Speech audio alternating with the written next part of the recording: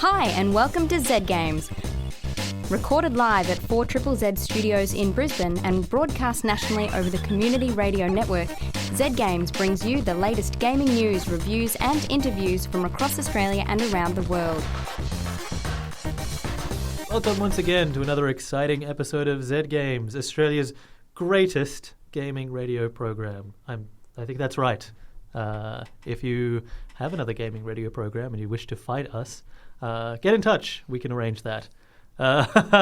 We are coming to you live from the 4ZZZ Studios in Brisbane, which is probably where this is going to go down. But you might be listening to us around the nation on the Community Radio Network. I am Lee, and joining me in the studio tonight with my back, in case stuff goes down, there's Razor. Oh, I've got your back, do I, Lee? Jeez. Do you often issue physical challenge to people on my behalf? Only other... Because that's not cool with me. Only other radio shows. Okay. Yeah. What's going to happen? Yeah, those radio dweebs. We can take them. Look at us. Yeah. Yeah. And Jody Macgregor as well. Hello. Who is, he seems pretty confident. Yeah. Yeah. Have you seen those AV guys? Video game nerds, I think, are at least half a step up the rung in terms of physical capability. Excellent. Okay. Yeah. Jody's 6'1". It's true. Yeah. Yeah. And he weighs 200 pounds. I don't even know what that is. He's very physically competent. What's happening on the show, apart from the beating that we're about to receive? Lee, you have been playing a game called Blues and Bullets. It's an episodic noir adventure game. Starring Eliot Ness. Yes. A.K.A. the guy from the Untouchables. Kevin Costner. Ah, sweet. Yes. Jody, you have been playing Might and Magic Heroes the 7th. Yes, that's right. It's a turn-based fantasy strategy game in a venerable old series that's been around for about 20 years now. Yeah, and it's still kicking. But before all that, let's get to the week in gaming news headlines. Mr. Jody Macgregor? Sure thing. Microsoft has announced a new Xbox One bundle that includes a 1 terabyte solid-state hybrid hard drive. The drive stores frequently used files on the solid-state partition and boots up 20% faster. The bundle will be out in November. I actually really like the look of this thing because it also comes with the super fancy new controller that they released that has all the bits that you can replace. Every single part of it is a magnetic lever that you can replace with an even more complicated thing. Wow. Is it like the Elite controller thing? Yeah, that one. Right. Yeah. It has paddles on the back so you can use all of your fingers and never have to take your thumbs off the thumbsticks. If you're really... You need those thumbsticks. So that's for competitive gamers and crazy people. Exactly, yes. So which of those categories are you in, Lee? Probably the latter. But unfortunately, I don't have the Scrooge McDuck bin full of gold coins and probably won't be able to afford the Elite edition of the Xbox One. Alas. How many buttons does your mouse have, by the way? A lot. 14 at least. Yeah, that's crazy. No, it's really useful. Sure. An upcoming software update for the PlayStation 4 will allow players to stream their games using the brand new YouTube Gaming. The feature will be included in firmware update 3.0, scheduled for rollout later this year. Did you guys see also that people who have a contract as Twitch streamers, if they use YouTube Gaming, that null and voids their contract and their business model is destroyed? I did not see that. Yeah. The battle lines have been drawn. Yeah. I get such terrible performance out of Twitch. I'm kind of looking forward to YouTube Gaming just because of how hard it is to stream Twitch in Australia. It's really, for some reason, it's just still really slow here in comparison. Whereas if I stream something like a concert over YouTube, it comes over fine. Yeah. Are you talking about viewing streams? Both. Yeah. I know people who've tried to upload stuff to Twitch, and it takes even longer than it takes to upload stuff to YouTube with Australia's ridiculous internet. Yeah. For me, it's just not possible. So I find it hard to get excited about streaming, whether streaming myself or watching other people. It just can't happen for me. My internet sucks. Oh. You do live out in the bush, though. Yeah. Your internet is like a can on a string. Yeah. Not even attached to anything else. That's the tragedy. Yeah, but there's a lot of people out there like me with the string and the can. Mm-hmm. Let's hope for an upgrade soon. The organizers of a Pokemon-themed party for attendees of Seattle's PAX Prime convention last weekend are now facing a $150,000 fine for copyright infringement. The party was cancelled as soon as the suit was filed, and 200 potential Pokemon partygoers were refunded the entrance fee of $2 each. The lawsuit has not been withdrawn despite the fact that the party didn't go ahead. The Pokemon Company has yet to provide a comment on the matter. Wow. Let's be thankful we never threw any kind of Pokemon-themed party. Yeah. Here at the height of our Pokemania. Yeah. The polite, well, not polite, but the civil thing to do is to issue a cease and desist order. Yeah. Which is like, okay, you guys can't do that because it's wrong. But here they just launched into the lawsuit. Like, the lawsuit has been filed. Yeah. These are a bunch of guys that just wanted people to dress up as Pokemon, and they were charging $2 a head for 200 people. You know, I don't think these guys have the $150K that they're chasing. Yeah, like, way to not issue a warning shot, you know, just to launch straight into that. Particularly at people who are having a party to celebrate their love of Pokemon and all things Pokemon. You don't want to upset 200 of your fans all at once, and then, you know, all of the many, many other fans who latched onto this news article. It seems poor form. Yeah, I don't think it's sort of in trying to protect their assets. I think they may have damaged them somewhat with this suit, like inadvertently. I bet they've just made 200 fans of Digimon, though. Yeah. Digimon are the champions. There was, I think the main issue they had, the Pokemon Company had, was the fact that they were charging for the event, and they also used copyrighted images of the Pokemon characters to promote the event. They had 2 pictures of Pokemon on their poster, yes. And they were covering the cost of the venue or drinks or something. So they were in the wrong, but yeah, cease and desist is the way to go. A man from Florida, USA, has been caught trying to steal a PS4 console by stuffing it down his pants.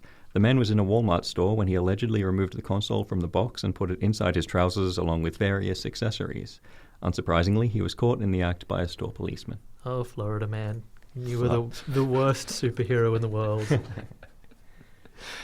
It's a funny image to try and picture in your head, isn't it? Like, what sort of pants would that gentleman have been wearing? Like full-on Kevin Smith pants, I think. Yeah, he shoved them down the side of his jorts, and he was fine. And he got, like, accessories in there as well. What's that, like controllers or what? I guess. Like, unless it's like the PS moves, he shoved those down. Because that's suggestive, frankly. Yeah. Now, Blues and Bullets is an episodic noir adventure game that's out for Windows and Xbox One. Mm-hmm. Lee, you've been playing it. Yeah. How are you finding it so far? I have played through the first episode, and it is weird as heck and incredibly ambitious and a whole lot of fun. It's slow and janky in places, but that's kind of part of the charm as well. So it is... It's set in I think the 50s. You are playing as an aging Eliot Ness, who you may recall as being part of he was a federal agent who was assigned to bringing down Al Capone, and generally erroneously recorded as being the person who led the team that brought him down, even though he was actually brought down for his tax evasion. But Eliot Ness, you were playing him years later after he runs a diner in a weird alternate history where everything is black and white but with like red highlighted objects, just like that scene in Schindler's List. Or Sin City. Or in Sin City. Yep. Yes, exactly, like that. So how far into alternate history does it go? Okay, the first time that I knew... Well, actually, no, because it's set after a point where Eliot Ness died. So, firstly, that didn't happen. Yep. The second thing that doesn't happen, I don't think this is a big spoiler, is that Al Capone doesn't die in prison either. Right. And the third thing that I know that from history that doesn't happen is that the Hindenburg doesn't crash horribly.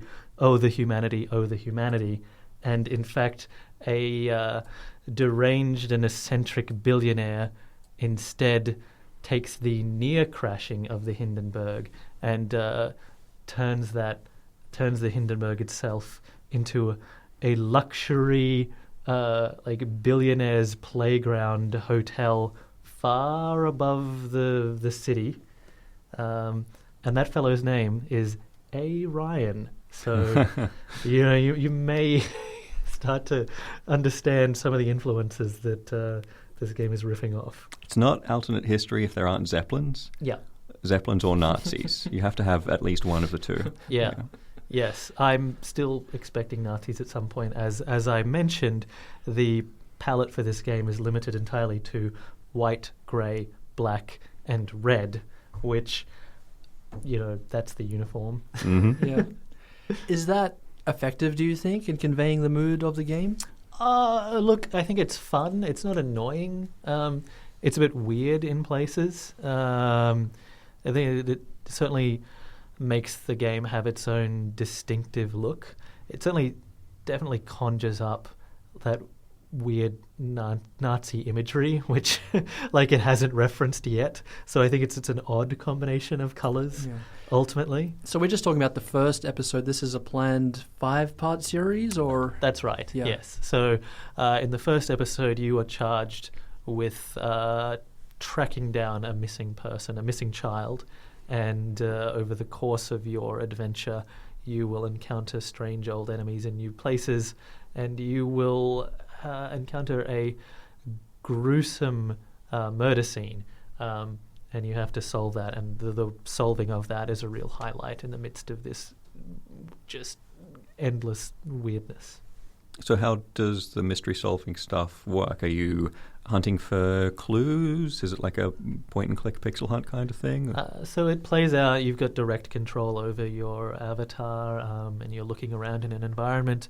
It feels a little bit like a combination of the Telltale-style adventure games mixed with what I think was the best part of L.A. Noir, where you were on location looking for clues and then figuring out how to piece those together.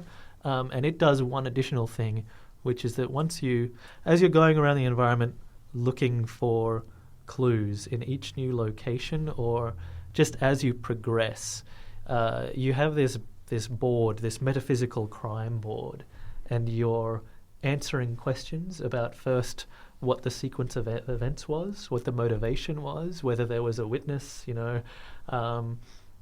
things like that. And so you are looking through this environment, taking note of things. Sometimes you'll be manipulating objects and turning them around, trying to find, the actual valuable bit of the corpse that will yield a clue. And then each thing that you look at will turn into a photograph that you apply to the different sections of this metaphysical crime board.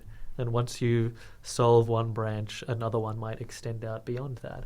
It's actually really clever, and it made me feel like a smart person solving a crime when I was doing it. So kudos to them. I've not really encountered anything that worked in just this way before. It sounds kind of like the way that Murdered Soul Suspects worked, the game where you're a ghost detective in New Orleans. Only in that you would find all of these clues, and then you would have to pick which ones were the most relevant to answer some question, like who was the witness or whatever. Right. You might actually have solved the crime yourself from looking at the clues, but then you had to do this annoying thing after the fact where you tell the game how you've solved it by saying, well, these are the important clues, and sometimes they seemed arbitrary. Okay. Yeah. This, I think, actually is... I didn't ever really hit a point where I felt like I knew what was going on, but the game wasn't letting me progress. That's good. Was really logically designed. That I was first solving this question, and that led to this next one, and then because of the way that the environment is cleverly put together, as you move from room to room, you actually solve the puzzle along the way. So it felt very, very natural. I was quite impressed with just the fact that this arbitrary plugging in of details was built around progressing through a room in a linear fashion. So it felt good. Like doing it a second time would just be kind of a pain in the ass, obviously. But I don't need to do that a second time. Mm-hmm. Yeah. So there's no incentive to replay the mission like there are in Telltale games, where you might want to see whether letting a character die or not, etc. happen? Well, there actually are several points throughout the game where you do get to make weird choices like that. And, the game tells you that you've made a decision. Some of them are not paying off as yet. Others sort of do. Actually, no, there's one big one where you... Oh, yeah, here's another point where history diverges, which is that you see a flashback to a Christmas during the closing end of the investigation into the bootlegging and mobster crimes of Al Capone, where Eliot Ness has suffered a personal loss and is drunk on Christmas Eve, and he just decides that he's going to go into Al Capone's mansion and shoot up the place, and the game turns into a competent enough third-person cover shooter where you are playing as a federal agent who is just murdering like 16 dudes with machine guns and blowing up barrels of explosive liquid in a manor, like at the end of a street, while drunk. It's amazing. I assumed that this was just like a surreal storytelling bit, like a reimagining, but no, at the conclusion of this, there's a confrontation with Al Capone where you make a bunch of decisions about how you're going to approach him. Maybe you might even get the chance to shoot him. I didn't, because by that stage I sort of thought like maybe I had broken some laws. Yeah. Like I'd killed like 12 dudes already. And I figured that I would probably have to do a lot of paperwork then. And maybe if you were to play through, you would think that, look, you want to at least justify the murder of those 12 other men by making sure that Al Capone was dead at least. But it was a really weird moment. I think it was the first time that I sort of figured that things weren't going to just follow the natural course of history with this game. Mm-hmm. And in fact, I went back and I looked at Wikipedia because I was like, did Eliot Ness just go apeshit, one Christmas Eve and shoot up Al Capone? No, he did not. He did not do that. I'm sure I would have remembered if Kevin Costner did that in the movie. Well, yes, exactly. Yeah. Hello, you're listening to Z Games. That was Chipocrit with Beat Reporter, and we are talking about the first episode of episodic noir adventure game Blues and Bullets. Yeah. You said before that it's in a sort of an alternate history where there are still Zeppelins and Eliot Ness occasionally goes on a shooting rampage. Is he still like the Eliot Ness that people might vaguely recognize from history? Yeah, absolutely. Like Eliot Ness was basically a straight shooter. Apart from the booze. Yeah. But that is also kind of historically accurate, that at the conclusion of that case, he became a drunk and failed at a number of other jobs and then eventually died penniless, having written the first draft of The Untouchables with someone, and that became obscenely popular when it was released posthumously. This does feel like a man who 20 years ago was a federal agent who was obsessed with maintaining the law and has now got a life where he runs a diner and makes burgers for abusive police officers. You get one of the first choices you get is like there's this fat, corrupt cop who's shouting at you while you're talking to a friend, and you get to choose whether you put too much chili sauce in his burger. And I didn't in this. Why not? Well, I was, wanting to play a nice guy, and I didn't realize how much of a jerk he was. Like, he just kind of shouts abuse at you at first, and then you go over there and you're handing him the burger, and he just goes on and on and on about how he's like beating a suspect, even though he said he wasn't going to beat the suspect. Okay. And how much fun he had beating the suspect, and then you get to respond by being sarcastic or whatever.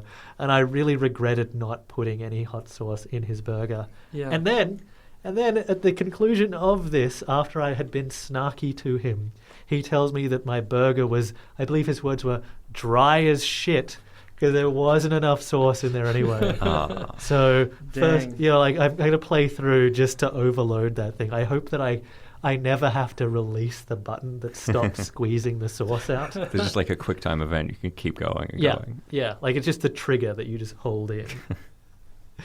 Man, that's hilarious. I don't think I could resist putting too much chili sauce in someone's like sandwich in real life, let alone in a game where there are no consequences.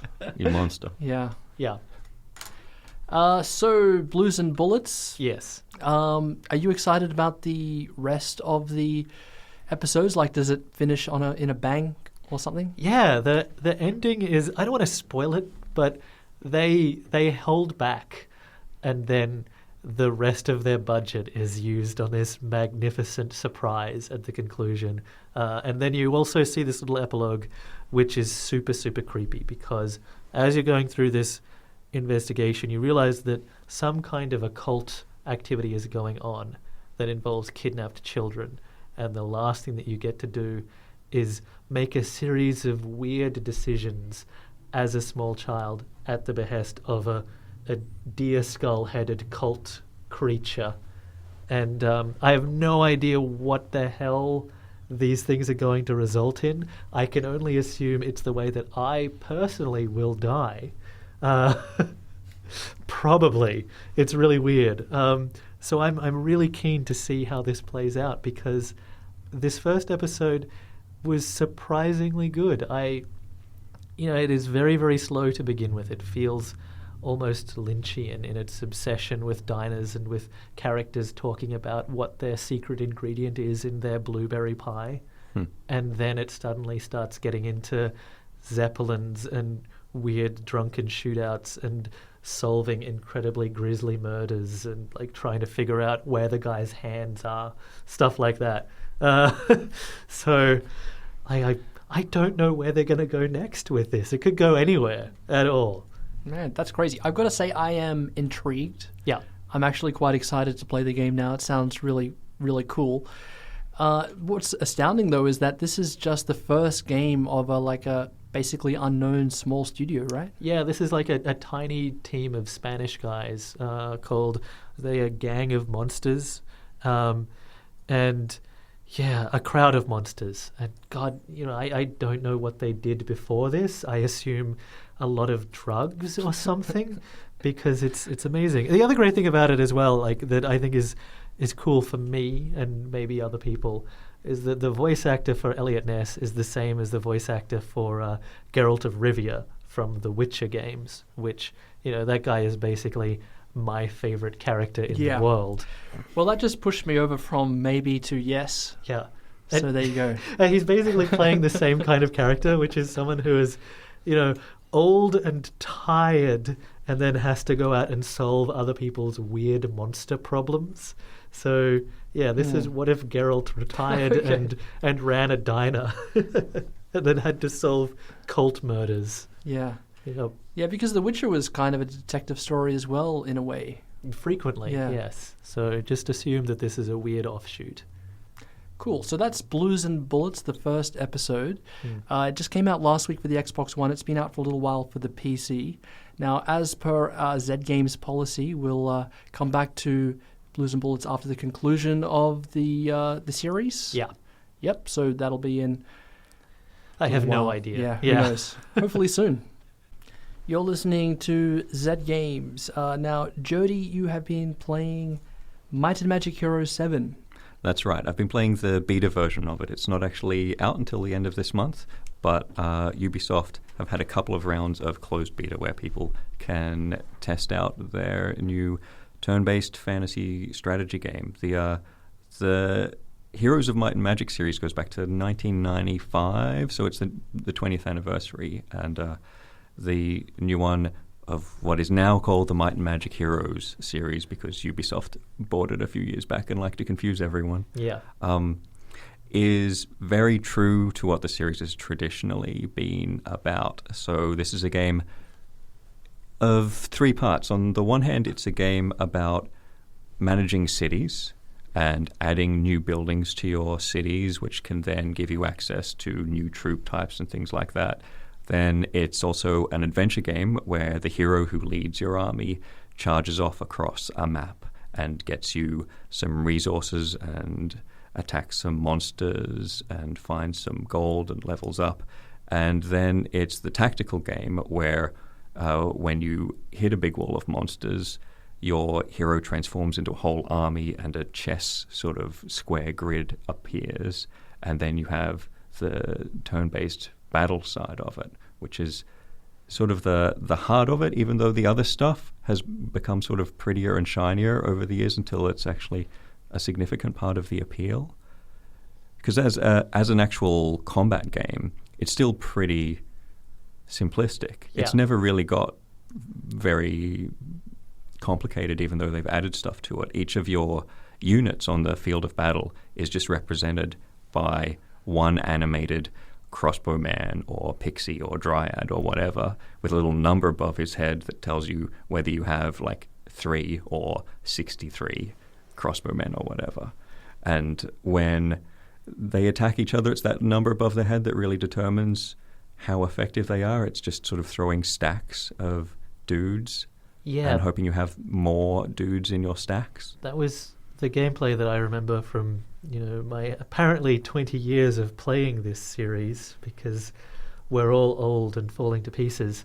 It always ends up being that by the end of the game, you just have this massive army with 100 griffins in it and 100 archers, and then you hope that you have the biggest numbers and the other person has fewer numbers, and then at the end, maybe some of your numbers are lower, but theirs are gone. Haha. And it never really felt like there was much strategy beyond ensuring that you had 100 griffins while they had fewer than 100 griffins. And if they had fewer than 100 griffins, your 100 griffins were always going to be, that was going to be better. Yeah, there's not a huge amount. There is some positioning involved, like you'll get a damage bonus for flanking your enemies in this one, so actually getting to the side or even better, all the way around behind them, you will cause more damage even if you have less griffins or whatever. And your hero gets to lurk at the edge of the battlefield and then once per turn do something, whether it's attack or cast a spell. They're not actually present on the battlefield. They just swoop in or zap down with a spell. They're like a general on a hill somewhere off in the distance. You also have war machines that you can have off the edge of the battlefield as well, whether it's like a catapult or a healing tent that will magically heal your dryads or whatever halfway through the battle. But yeah, it is still, as a combat game, pretty straightforward. The adventure stuff I always enjoyed. I loved traveling around the map and finding you would go to, like, all of the things on the map would have this kind of twee little representation of, like, the fantasy cute things would be really, really cute. Like, there'd be like little fawns playing lutes under a tree, and then there would be gross spiders in caves and stuff. How does it handle that in this new era of 3D graphics and fancy effects? The gross stuff still looks super gross. The cute stuff is a little bit less cute. Occasionally you'll get like some pixies floating around, but nobody plays musical instruments while they're chilling, waiting for you to come along and either recruit or bash the hell out of them. Oh man, because there were like actual rainbows in at least the first 5 editions of this game. Yeah, I have not seen a rainbow yet, although this is still the beta. Maybe rainbows will come in the next update. Yeah, that's in the 1.0 release version of this game. I hope so. Yeah. I also hope that they make the AI turns go a bit faster because they're really slow in this one. It's always been, as a turn-based game, you have to just sort of sit there and wait while your enemies race around their corner of the map, killing goblins or whatever. But the turns in this take even longer than they normally do. And since you can have up to 8 players on the same map, whether human or AI, if you've got like 7 AI on the map, it takes a real long time. Like it takes, even if it's one-on-one, it's a few minutes of waiting for their turn. Oh, geez. And then I tried playing like me versus 3 computers, and it was taking 3 times as long. So I really hope they fix that. It's the the biggest and most obvious problem with Man, this one. what are they doing? Like, did you get beaten by these guys that were No, I taking their won. time? Oh, man. I don't know what they were doing. They were just faffing around like idiots. Maybe they weren't paying attention. That was the problem. Yeah, the AI is not a genius. I was playing on the normal difficulty, and I took their city, which means they have 7 turns to take a city back, or they lose. Yeah. And their heroes just sort of ran around like headless chickens in between my city and their city, never actually deciding which one they were going to attack. And then the 7 turns were up, and they all just evaporated, and I won. It's kind of anticlimactic. They never even tried like one last push against whichever of my 2 cities was the weaker. Lame. Yeah. I guess you were that intimidating, though. Yeah, obviously. I'm just that badass with my 100 pixies. Yeah, and we have discussed that you are at least 6'3". It's not out in full until September the 29th. This is just the second round of the closed beta that I got in on super early. So only 4 of the 6 armies that are going to be in the game were available, and the campaign mode wasn't there yet, which for me is a significant part of the appeal. Some of the early games in the series, like the 5th one, which is probably my favorite, have these ridiculously over-the-top epic fantasy storylines, only the cutscenes are all populated by just enlarged close-ups of the tiny little animated 3D guys who run around on the map during the battles, and they have this weird Thunderbirds marionette thing going on, because they're obviously just designed to look cool, from a distance. half a centimeter tall, smacking a huge tree monster on your screen, and then they fill your entire monitor and start explaining some garbage about the prophecy or whatever, and it's hilarious. It's like B-movie awesome. Yeah. But unfortunately that isn't a part of what I got to play, so I didn't get to see that. Yeah. That's a shame. What factions did you get a chance to play?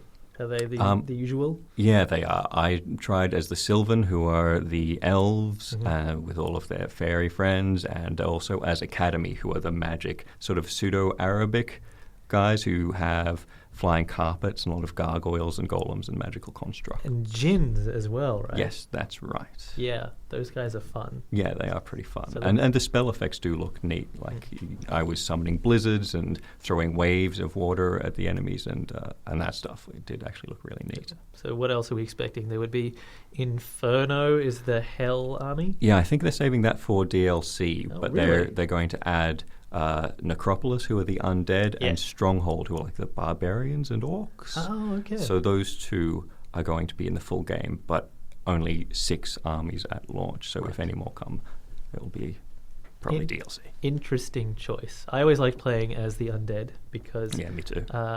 they had the ability to resurrect anyone that you killed and anyone that was killed in your army as more skeletons. And eventually you just, even though skeletons were the worst, if you have 1 million skeletons, it doesn't matter how cool your dragon is, he will drown in skeletons. Yeah, that was very satisfying. Yeah. Did you get to drown anyone in skeletons? Well, no, because Necropolis weren't one of the armies available in the beta. Damn them. Yeah, no one did. Ugh. Are you looking forward to the full release? I am hopeful still that they managed to fix the issues with the AI and give it a really solid campaign mode, because that is what I want from a new Might and Magic game. Okay, fingers crossed. Well, thank you very much, Jody, for that review of the beta of Might and Magic Hero 7, which is a PC-only game coming at the end of this month. And that's all we have time for this episode of Z Games, guys. Thank you very much for your company. We'll be back next week at the same time. Now, Lee, if people are interested in the program, where should they head to online to get more info? Well, they should go to zgamesau.net. Org? Which one? Net. You had it right. Net.net. Go there. Yes. We're also on Facebook. Facebook.com/ZGamesAU. You should find us there. We'll catch you guys next week. Bye. Bye.